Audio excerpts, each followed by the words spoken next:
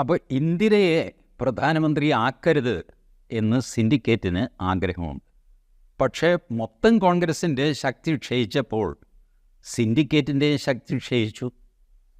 സിൻഡിക്കേറ്റിലെ പ്രബലനായ നേതാവായ കാമരാജ് തന്നെ തമിഴ്നാട്ടിൽ തോറ്റുപോയി. അപ്പോൾ ഇന്ദിരാഗാന്ധിയും ക്ഷയിച്ചു, സിൻഡിക്കേറ്റും ക്ഷയിച്ചു, കോൺഗ്രസ് മൊത്തത്തിൽ ക്ഷയിച്ചു.